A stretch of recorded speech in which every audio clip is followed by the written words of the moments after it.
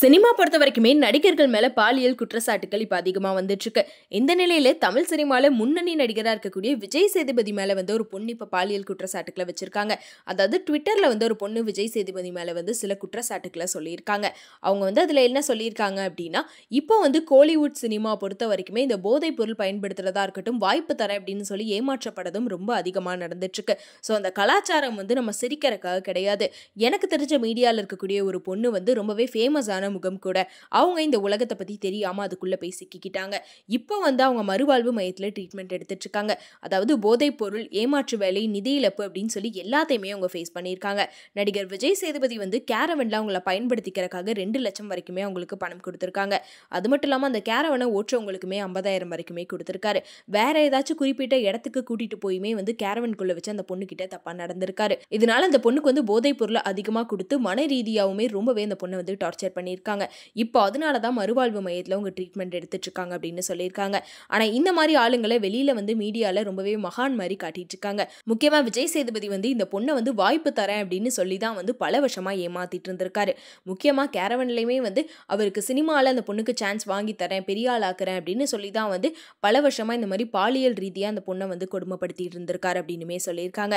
ஆனாலுமே இவங்க எல்லாத்தையும் எப்படி பெரிய ஆள் மாதிரி காட்டிக்கிறாங்க அப்படின்னு தான் தெரியல அப்படின்னு சொல்லியுமே இந்த மாதிரி விஷயங்களை அவங்க ஷேர் பண்ணியிருக்காங்க. இப்படி ட்விட்டர்ல போட்டதுக்கு அப்புறமா அந்த விஷயம் ரசிகர்கள் மத்தியில் ஒரு பெரிய அதிர்ச்சியை ஏற்படுத்திருச்சு.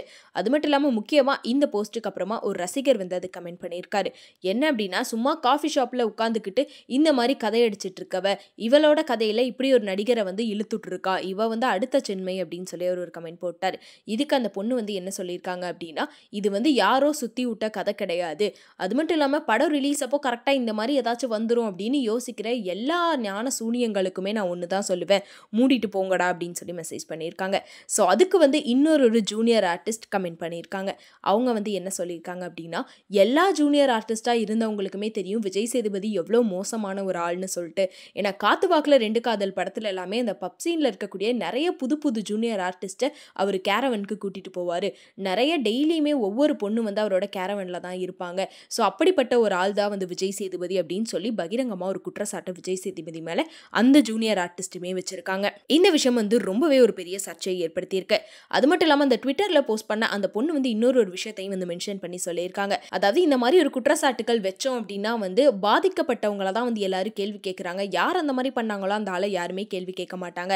இது எதுவுமே நான் சொன்னது கதை கிடையாது, இது எல்லாமே உண்மையான விஷயம். அந்த பாதிக்கப்பட்ட பொண்ணோட டைரியிலையும் அந்த பொண்ணோட செல்போன் சாட்ல இருந்து தான் இந்த விஷயங்கள் அவங்க குடும்பத்துக்கே தெரிஞ்ச ஒரு பெரிய அதிர்ச்சியவே ஏற்படுத்தியிருக்கு. அதனால இது கற்பனை கதை கிடையாது, இது அந்த பொண்ணோட வாழ்க்கை, அவளோட வழி அப்படின்னு சொல்லியுமே அந்த பொண்ணு சொல்லியிருக்காங்க. ஸோ அதுக்கப்புறமா இந்த பொண்ணு சொன்னதுக்கு அப்புறமா இப்படி நிறைய கமெண்ட் வந்ததுக்கு அப்புறமும் இன்னொரு ஜூனியர் ஆர்டிஸ்ட் விஜய் சேதுபதி மேலே குற்றச்சாட்டு வச்சதுக்கு அப்புறமா அந்த பொண்ணு அந்த போஸ்ட்டை டெலிட் பண்ணிட்டாங்க. இதை ஏன் டெலிட் பண்ணீங்க அப்படின்னு சொல்லி நிறைய பேர் கேட்டதுக்கு அவங்க என்ன சொல்லியிருக்காங்கன்னா, ஒரு விரக்தியிலையும் என்னோட மன கஷ்டத்தையும் இந்த ட்வீட்ல நான் ஷேர் பண்ணிட்டேன். ஆனால் அதுக்கு இவ்வளோ ரெஸ்பான்ஸ் கிடைக்கும் அப்படின்னு எனக்கு தெரியாது. நிறைய பேர் அதை பற்றி என்கிட்ட கேள்வி எழுப்பிட்டு இருக்காங்க. அந்த பொண்ணோட பர்சனல் லைஃப்காகவும் அவளோட வாழ்க்கை மேலே இருக்கக்கூடிய அக்கறைக்காகவும் தான் நான் அந்த ட்வீட்டை டெலிட் பண்ணேன். தயவு செஞ்சு இதை எல்லாருமே மதிப்பீங்கன்னு நினைக்கிறேன் அப்படின்னு சொல்லியுமே அதுக்கு மெசேஜ் பண்ணியிருக்காங்க. இதுக்கு நிறைய பேர் விஜய் சேதுபதி இப்படிப்பட்ட ஆளா அப்படின்னு சொல்லி ரொம்பவே பெரிய அதிர்ச்சியில தான் இருக்காங்க. இன்னும் சில பேர் இது எல்லாமே கதையாக தான் இருக்கும், ஏன்னா அந்த பொண்ணு உடனே டெலிட் பண்ணிருச்சு, ஆதாரத்தோட காட்ட வேண்டியதானே, ஏன் இத்தனை வருஷம் யாரும் இது வெளில சொல்ல அப்படின்னு சொல்லி சில பேர் கேள்வி எழுப்பிட்டுமே இருக்காங்க. ஸோ இந்த நிலையில யார் மேல தப்பு அப்படின்ற விஷயம் கரெக்டா இன்னும் தெரியல அப்படின்னுமே சொல்லிட்டு இருக்காங்க. இந்த விஷயத்துக்கு விஜய் சேதுபதி என்ன விளக்கம் கொடுக்குறாரு அப்படின்றத வெயிட் பண்ணி பார்க்கலாம்.